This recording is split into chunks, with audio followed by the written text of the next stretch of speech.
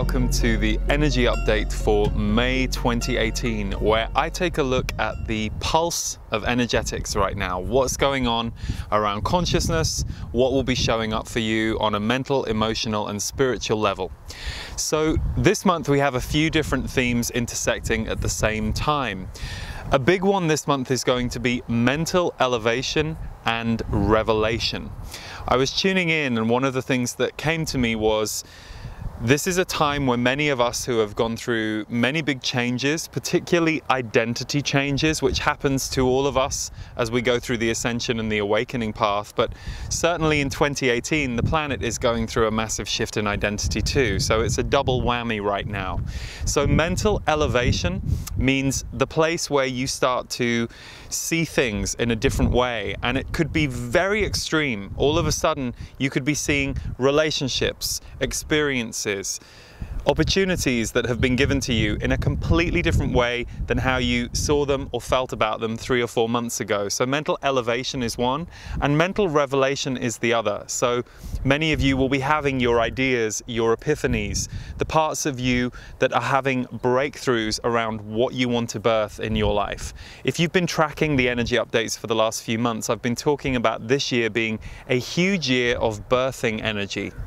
So even though we see the death of the old happening all around us, and we all have to come to terms with the parts of our life that are moving out. This is why nostalgia movies are so big right now, because many of us are having to come to terms with the parts of the old that we're having to let go of. So too is innovation and creation on a high in 2018, and we are just about to come into a period of time where everything is going to move forward again. So May through August is a window where you're going to be able to actualize some of your dreams, some of your visions, and that's why a mental upgrade will be happening for many right now, as you'll start to see, this isn't quite what I wanted. This relationship that I've been struggling with, we don't need to struggle. And that's another piece that's coming through really strongly in my messages at the moment, that conflict energy is done. Now, it doesn't mean that conflict won't come up, that other people won't invite you to conflict, but for many who are on the path at this time, you're not going to want to play out conflict or drama with other people in the way that you did in the past, perhaps.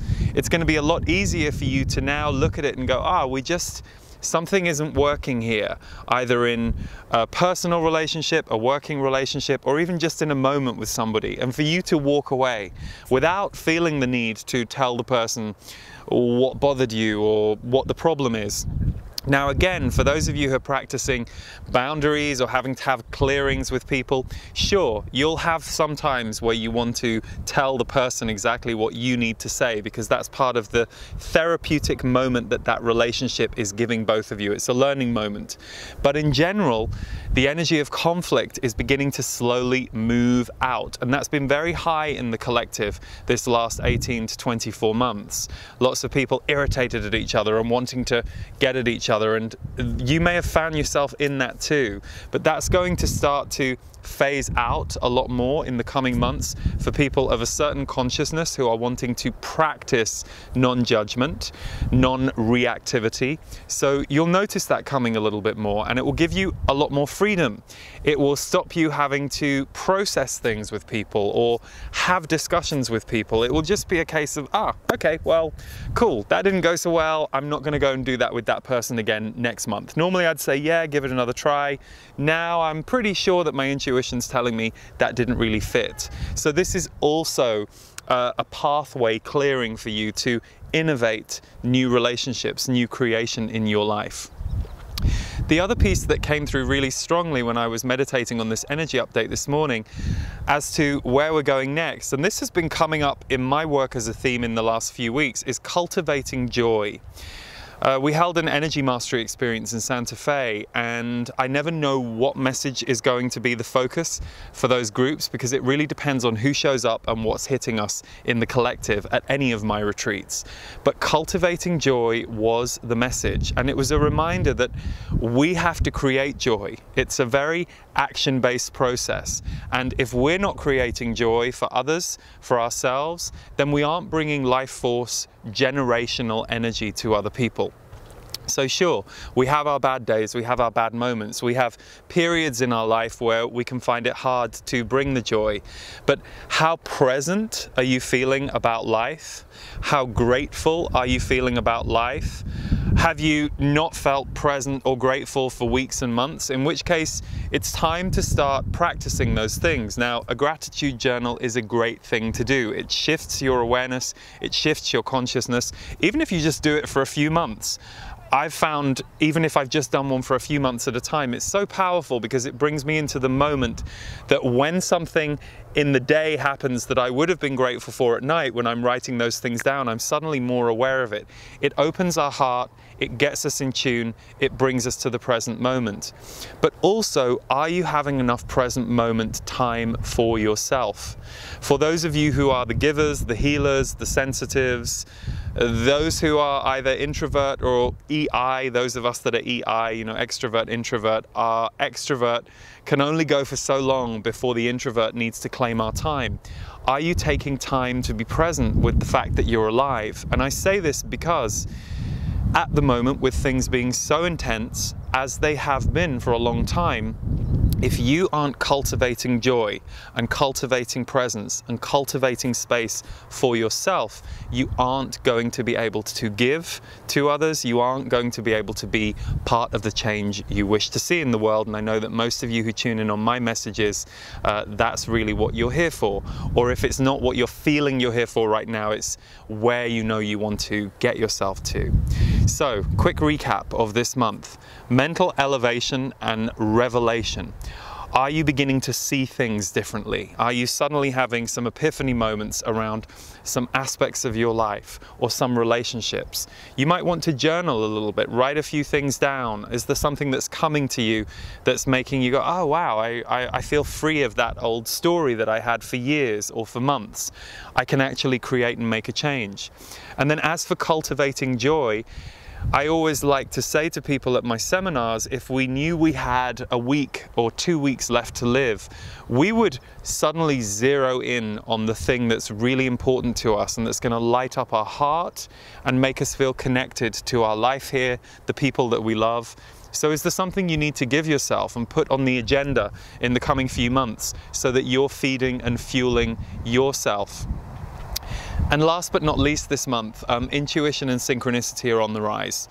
This is something that just happens the more you become awake. So many of you will have been living in this for years, but there's this message about intuition and synchronicity going up, up, up, up, up for people. So you might notice your story playing out in your life all of the time. So for example, you have a thought about somebody and then a few hours later you see them, or you see a photograph of them, or you see a message of them, or something that you hear or see through entertainment or through a teaching or through a book crystallizes and confirms something that you were just thinking.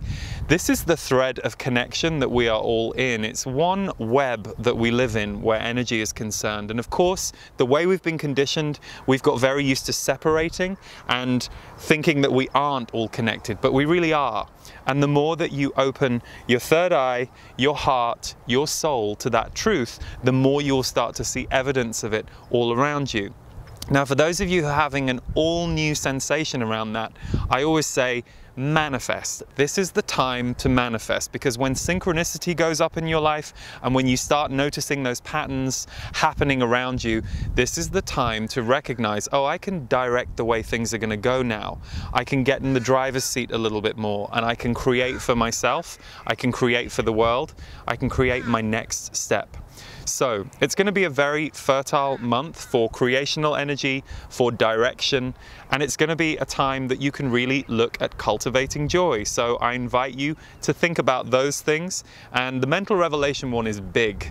It's interesting. I think often when we talk about spirituality, and I talk a lot about ascension symptoms and what we're going through energetically, we often don't celebrate the mind. I think it can be a weakness of ours to not recognize the brilliance of this mind that also is able to organize and direct so many aspects of our life for us. And so when we go through a period of mental revelation, it's really good because it shows you that you are changing and upgrading your identity, and that you really are shifting through old stories and allowing the flow of life, which is you're becoming somebody new, which is what we're all able to do all of the time. It doesn't take away the core or the key parts of us, but it does mean that we can expand in ourselves so that we can expand in our outer lives. And that expansion that we experience means we can be even more generous in the way that we can give or offer ourselves to others.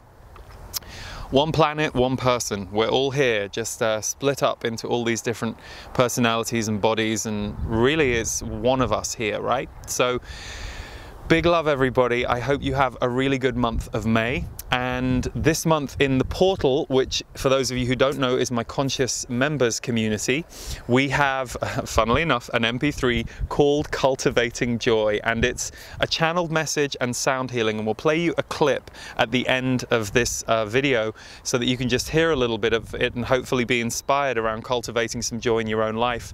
If you're in the portal, that MP3 is available to you this month. Otherwise, it's in my MP3 store. And if you would like to come to any of our live events and retreats, we still have a few left this year.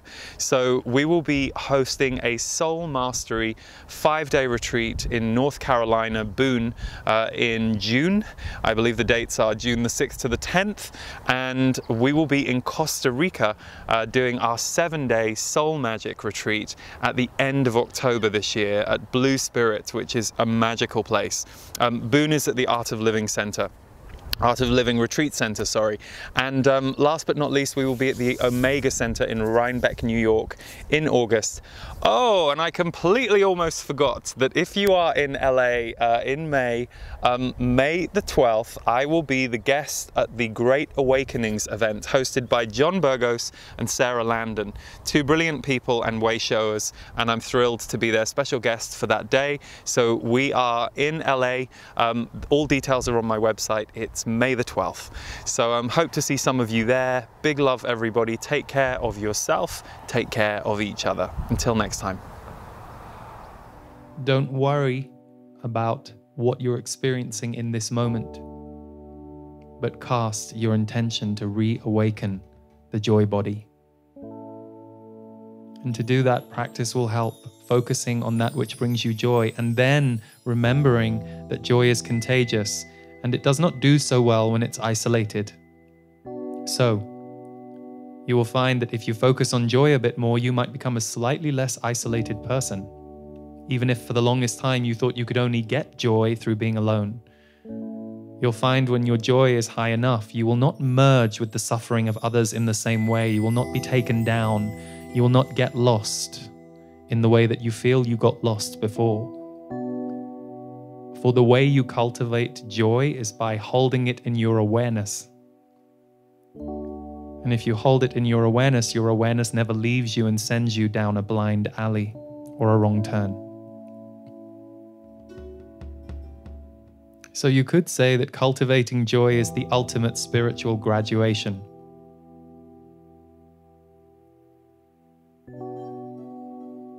For once you have that inside you, and you know how to return to it and discover it anew in new ways, and you recognize it's an energy that you need, just like you need food and water, then everything else becomes highly unimportant. For you are riding love. So find what moves you and lights you up.